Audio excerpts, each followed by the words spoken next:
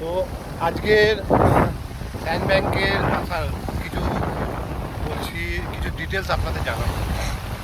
আপনারা যদি কখনো মালদ্বীপে আসার প্ল্যান করেন, প্রথমত হলো ফ্লাইট, কিন্তু আপনি ইন্ডিয়া থেকে যদি আসার প্ল্যান করেন তো আপনাকে ফ্লাইট ধরতে হবে from Mumbai, Chennai, Kochi, Delhi, max to max.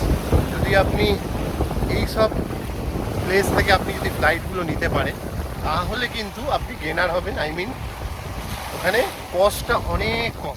খরচা যদি দেখেন, এখান থেকে আপনি 6, 7, 8 হাজার টাকার মধ্যে আপনি ফ্লাইট পেয়ে যাবেন। এরপরে রইল, আপনি যখন ওখান থেকে ব্যাক করছেন, মানে প্রথম দিন আপনি মালেতে পৌঁছে মনে করলে মালেতে স্টে করতে পারেন, বাট মালে is not a too much beautiful.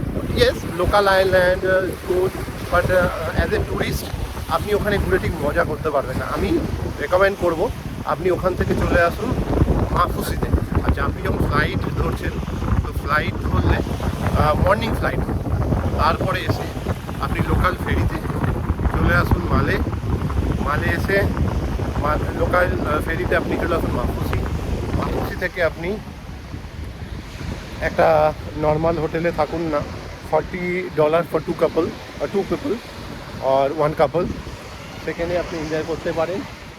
আচ্ছা, এরপরে রইল, আপনি যদি মনে করেন যে না, আপনি ভালো কোনো হোটেলে থাকতে পারেন, মোটামুটি $100 ধরে নিন, দুজনের জন্য লাগবে।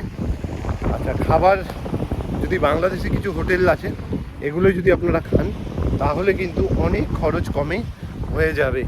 বাকি জায়গায় অনেক প্লেসে যদি অনেক হোটেল আছে, তো অনেক খরচা কমাতে চান তাহলে আপনার এটা হলো বেস্ট ওয়ে।